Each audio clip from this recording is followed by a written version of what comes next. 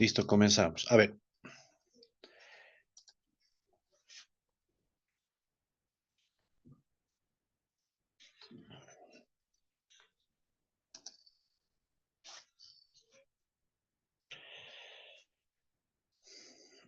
Bueno, particularmente esta patología, igual de origen autoinmune, tiene que ver mucho con lo que ustedes ven acá. Comparte la circulación. Se produce un trastorno en la circulación produciendo cuadros trombóticos, ¿verdad? Y que esto puede desencadenar una serie de alteraciones y daños al organismo. El nombre de antifosfolipídico sucede o va dirigido realmente a lo que el punto o el target de ataque de esta enfermedad, ¿no? Que son los fosfolípidos de membrana, ¿verdad? ¿Y de quiénes? Endotelio, particularmente, y trombocitos. Entonces, podemos decir que es un trastorno trombofílico adquirido, considerado una enfermedad autoinmune multisistémica, en la cual se forman persistentemente autoanticuerpos contra una variedad de lo que les mencionaba, ¿no? Los fosfolípidos y proteínas de transportados de los mismos. También puede definirse como un estado de hipercoagulabilidad adquirido caracterizado por la presencia de anticuerpos antifosfolípidos y que se asocia a cuadros trombóticos, trombos vasculares y pérdidas fetales recurrentes. Entonces, a reiterar estos dos elementos, trombosis y pérdidas fetales, ¿no?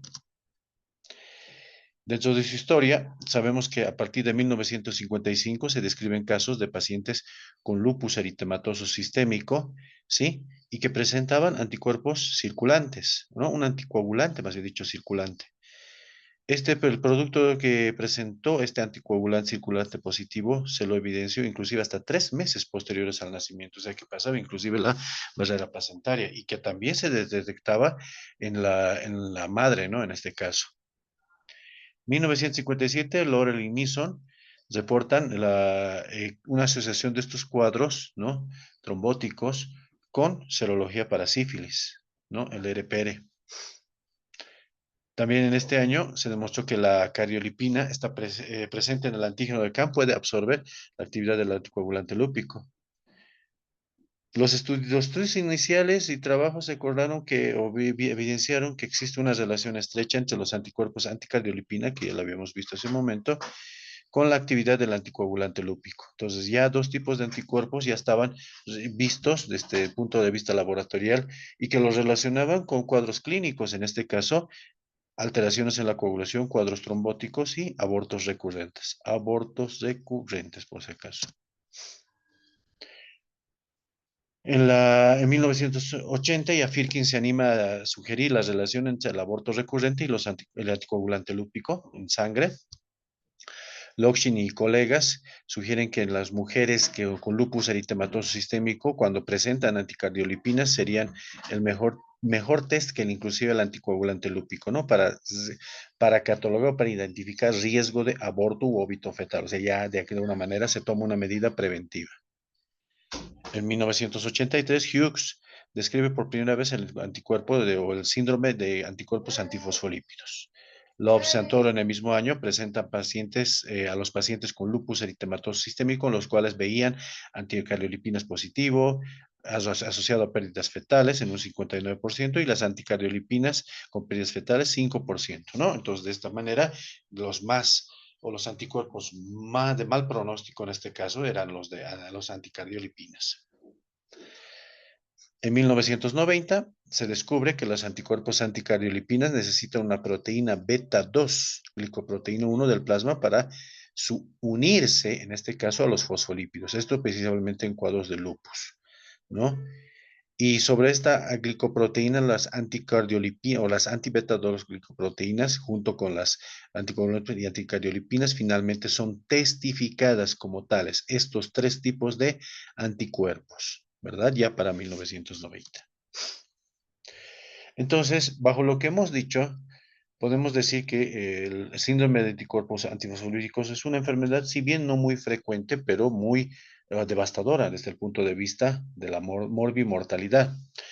Tenemos una incidencia de 5 casos por 100.000 habitantes por año y la prevalencia de 40 casos por cada 100.000 habitantes por año.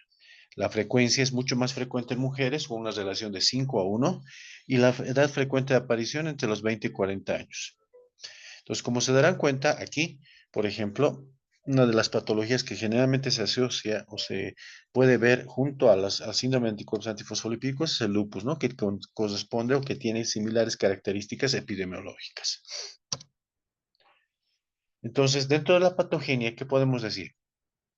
Podemos decir que al igual que el resto de las enfermedades autoinmunes, existen tres tipos de elementos que forman parte del equilibrio: la parte genética, la parte ambiental y la parte de la inmunología. Nuestra parte genética, en la parte del síndrome de anticuerpos antifosfolipídicos o antifosfolípidos, tenemos la presencia del HLA-DR4, DR7, el DRW53 como predisposición genética. El hecho de que un paciente tenga esto implica que podría desarrollar cuadros de este tipo. Pero no sería nada sin el trastorno ambiental, ¿no? La presencia de algunas infecciones, pues, especialmente virales, citomegalovirus, parvovirus B19, el hipotrópico humano, por ejemplo, son los que realmente llegan a alterar este equilibrio y producen serios daños en el tejido, en nuestras células, especialmente inmunitarias, que de alguna parte ya en este momento, cuando se produce este daño, ¿no? Con la predisposición genética se produce la formación de anticuerpos, ¿no? Permítame un momentito. Muy bien. Ahora sí. Dentro de la fisiopatología, como les comenté, tiene que haber algo que realmente dañe y altere el equilibrio. Y esto es un estímulo, ¿verdad?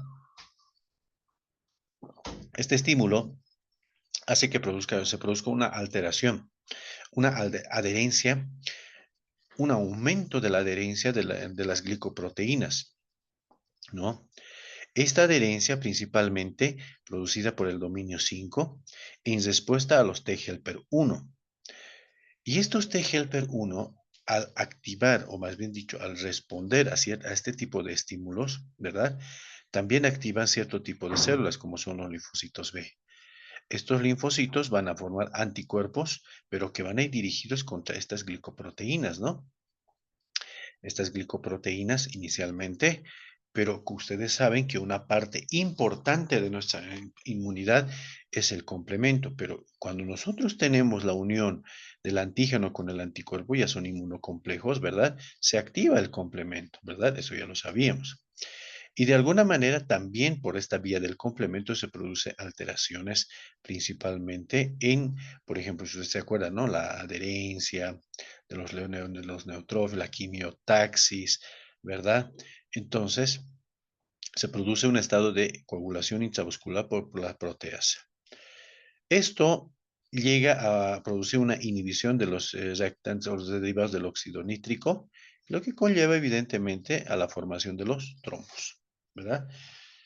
Entonces, dicho de otra manera, la formación de estos inmunocomplejos es lo que va a activar el proceso inflamatorio, ¿no? Y estos inmunocomplejos son, pues, realmente unos elementos bastante nocivos porque no solamente se quedan a nivel, en este caso, del lecho vascular, sino van a migrar a otros órganos que, al igual que el lupus, va a manifestarse clínicamente de otra manera, ¿no? Con procesos inflamatorios en otros órganos.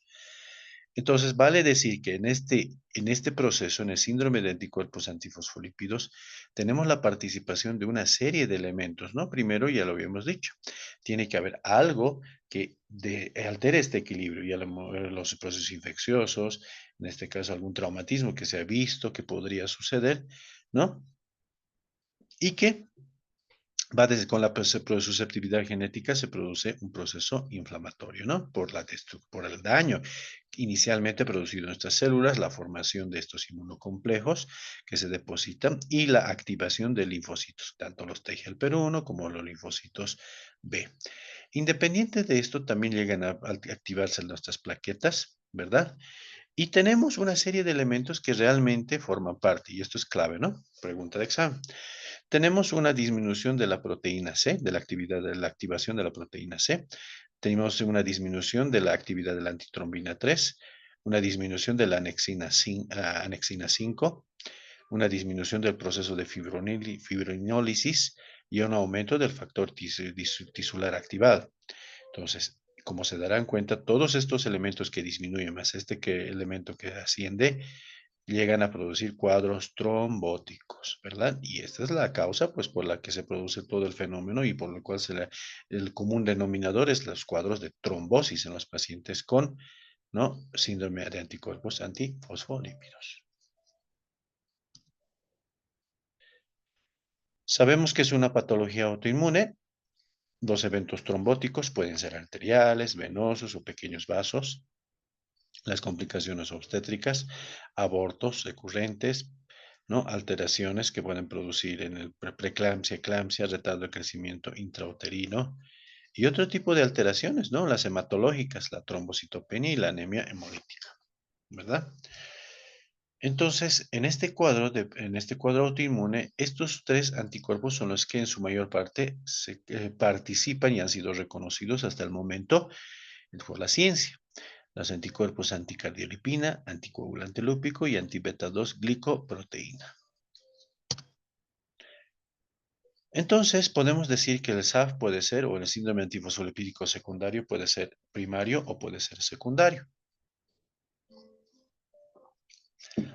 El cuadro primario se caracteriza por presentarse como una entidad sola y el cuadro secundario se caracteriza por presentarse acompañando otra enfermedad previa, ¿no? Que en este caso puede ser lupus, puede ser artritis, puede ser síndrome de Sjögren, por ejemplo, ¿no?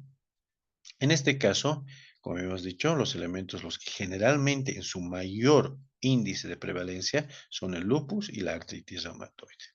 ¿Está bien?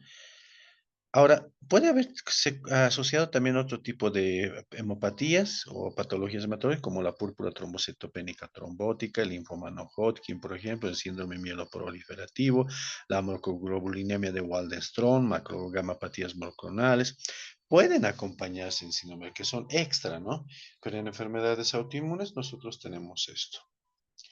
Bien, se ha vinculado, como les dije hace un momento, a procesos infecciosos, ¿no? Como desencadenan micobacteriosis, HIV, herpes virus, ¿no? Neumocistis, plasmón, treponema, algunos casos, y la presencia de algunas neoplasias, ¿verdad? Sea de pulmón, colon o próstata.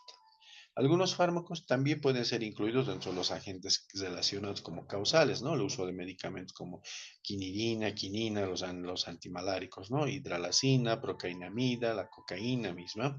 Entonces se han visto relacionados con estos eventos y el desencadenamiento del síndrome de anticuerpos antifosfolípicos. De tal manera, ¿qué es lo que yo voy a buscar en mis pacientes con SAF? Como pueden ver acá en el gráfico superior,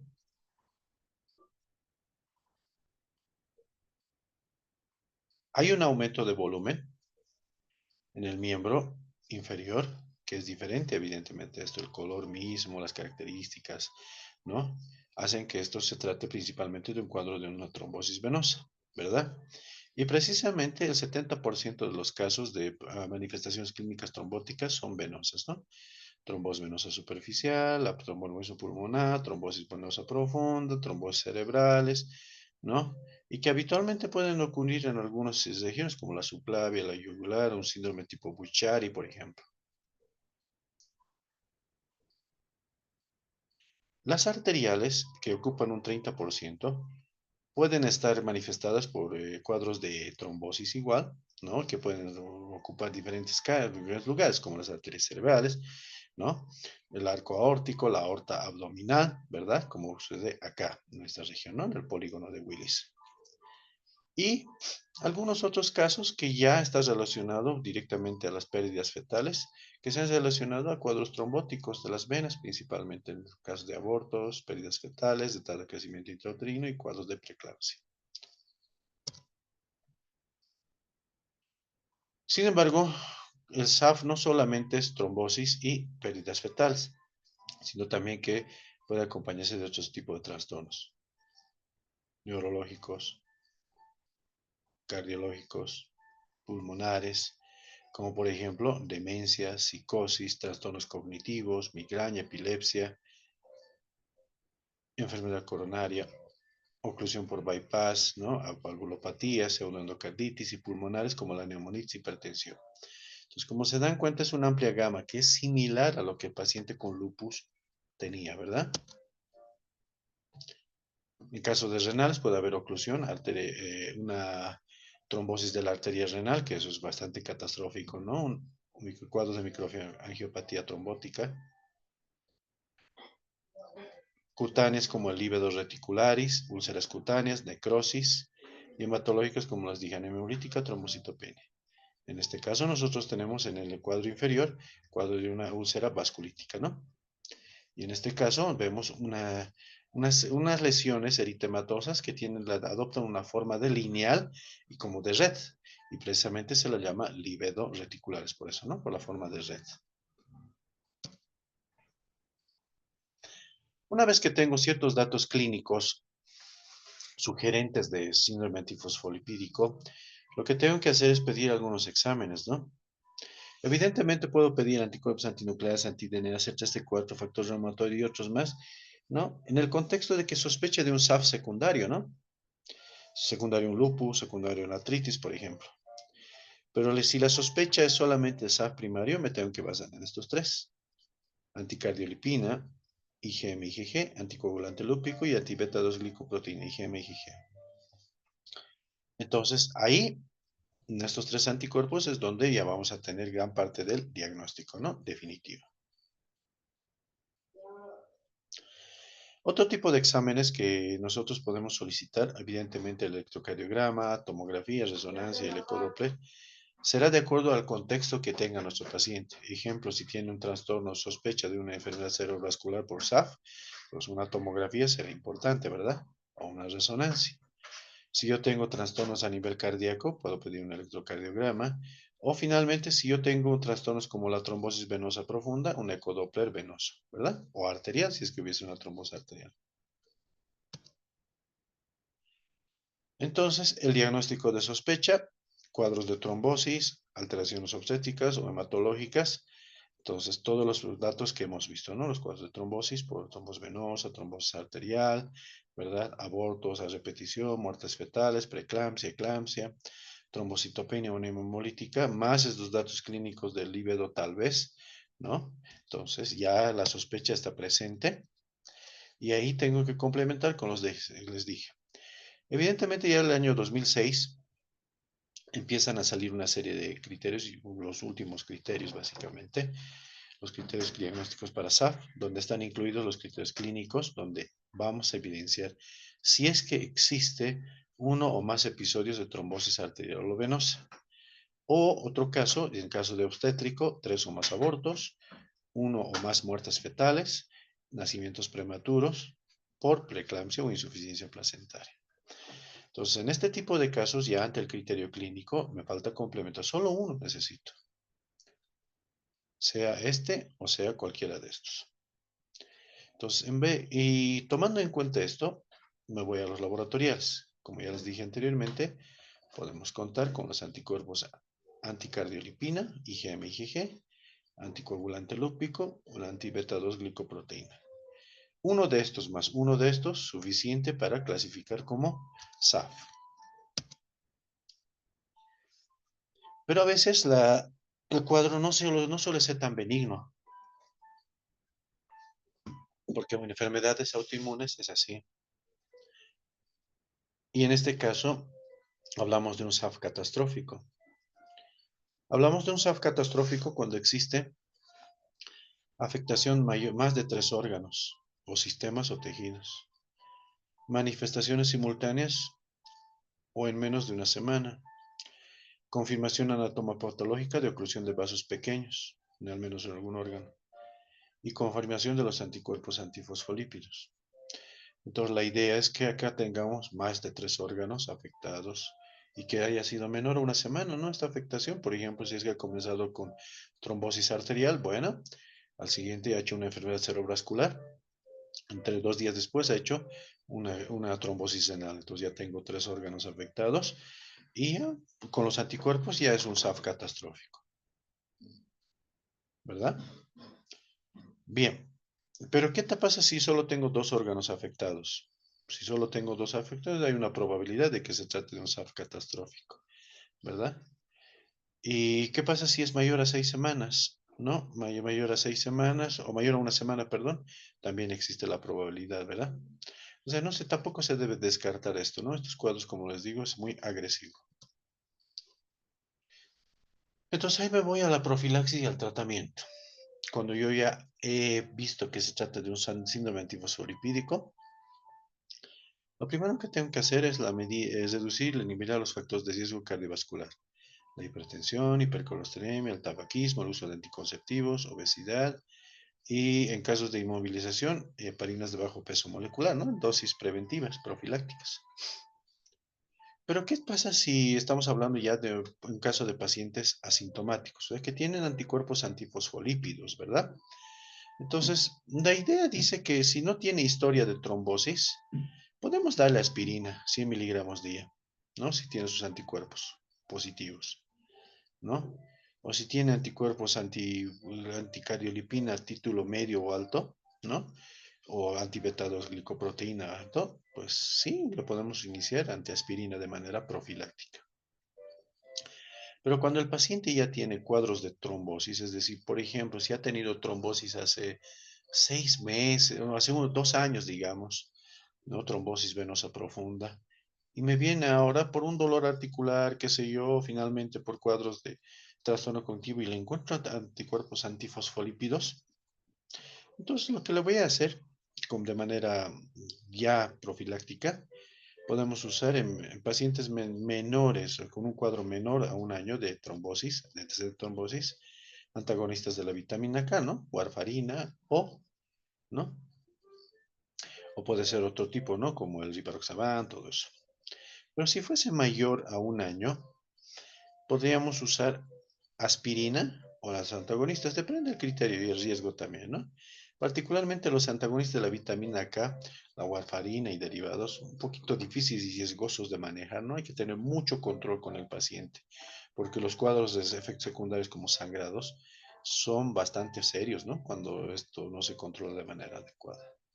Entonces podemos usar, cuando es mayor a 1 año, la aspirineta o aspirina. ¿Qué pasa si el paciente o la paciente tiene pérdidas de fetales, ¿no? Antes de pérdidas fetales. Es una primigesto gestate con anticuerpos antifosfolípidos y embarazos previos normales sin historia de trombosis. Pues en este caso podemos dar aspirina, 10 miligramos día durante el embarazo y posteriormente, ¿no? Trombofosfolipsis indefinida.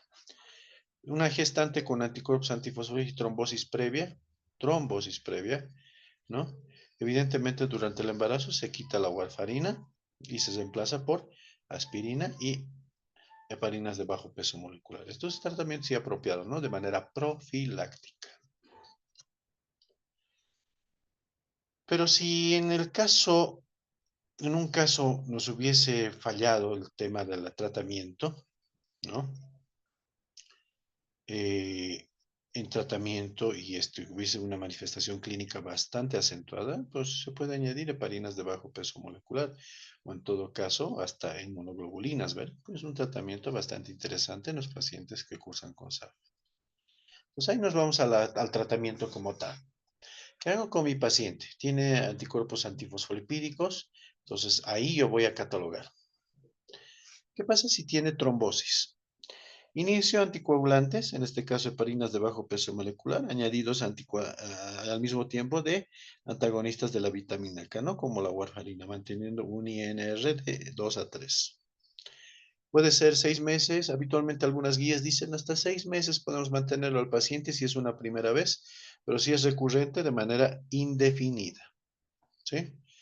Y si el paciente tiene trombocitopenia, no nos olvidemos que los anticoagulantes también nos pueden incrementar la trombocitopenia, entonces se le añade prednisona, ¿no? Con una dosis de 0,5 miligramo kilogramo peso. ¿Qué pasa si nuestro paciente tiene SAF pero con trombocitopenia?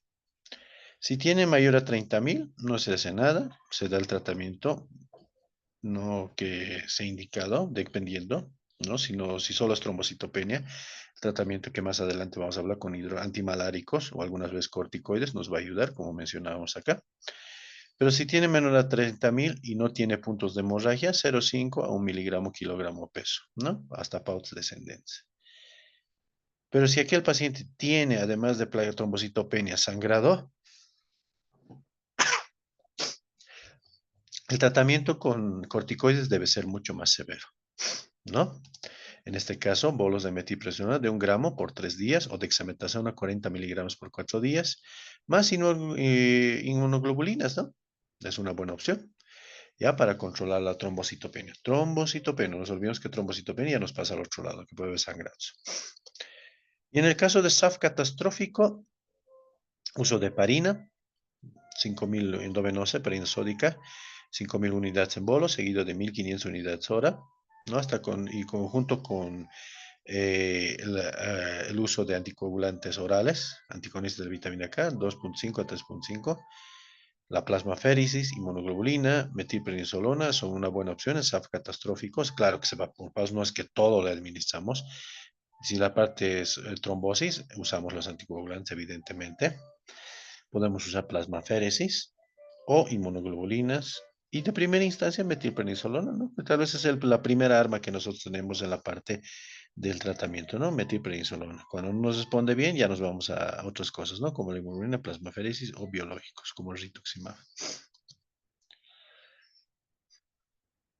Los factores precipitantes en el SAF catastrófico, primero, de acuerdo al compromiso de la vida. Si existe compromiso de la vida, ¿no? Corticoides a dosis altas, plasmaféresis y anticoagulación con heparina, o sea, de golpe con todo. Pero si no hay alteración, no hay compromiso de la vida o no hay riesgo alto de fallecimiento, entonces anticoagulación con heparina y dosis alta de corticoides, lo que les decía hace un momento, ¿no? Nuestras primeras armas. Si mejora, bajamos gradualmente el corticoide, pero si no mejora, ahí tenemos que hacer uso de estos medicamentos, ¿no? El rituximab, la ciclofosfamida. A ver, vamos a ver.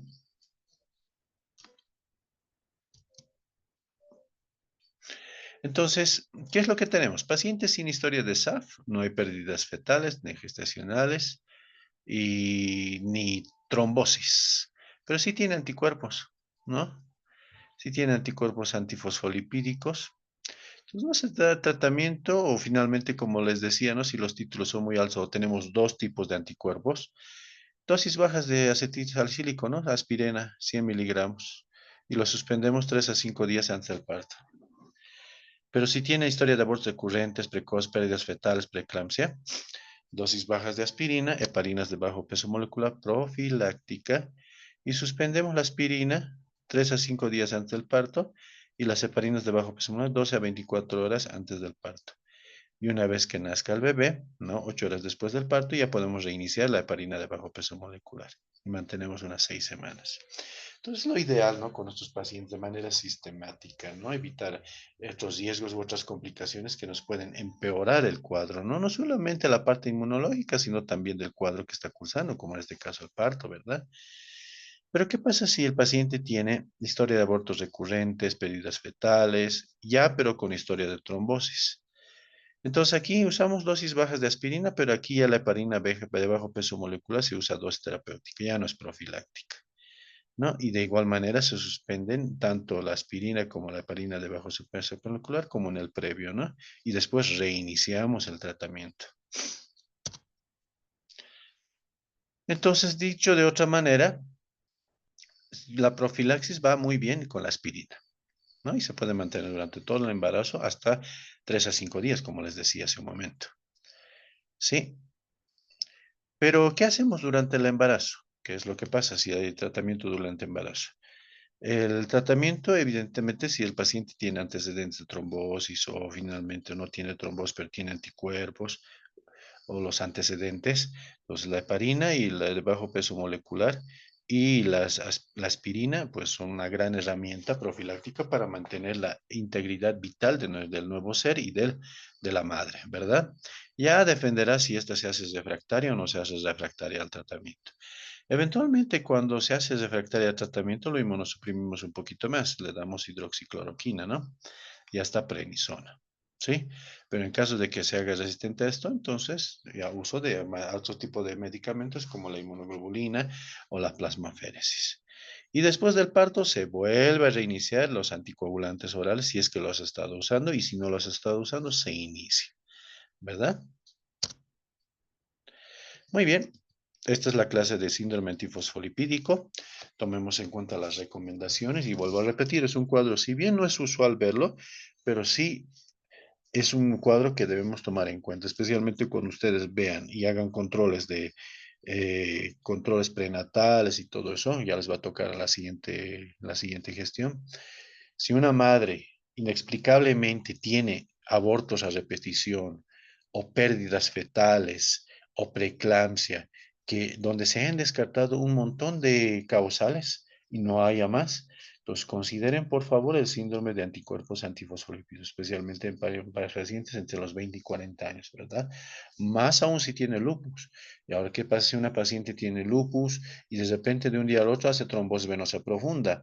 Entonces, no nos olvidemos que hay un cuadro que produce esto, ¿no? Un estado de hipercoagulabilidad que se llama el síndrome de anticuerpos antifosfolípidos, ¿verdad? Entonces, tanto el lado de la obstétrico como del lado del compromiso vascular, pensemos que este cuadro podría estar ahí. Muchas veces son infradiagnosticados, pues sí.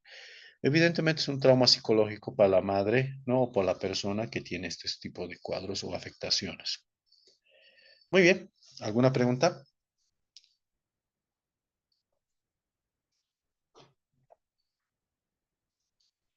Si no hay preguntas, terminamos aquí. Muchas gracias por la asistencia. Lo voy a dejar grabado en el link de clases teóricas. ¿Les parece? Hola, hola. Muchas gracias, doctor. Listo. Que tenga buenas noches. Buenas noches. Hasta luego. Hasta luego, doctor.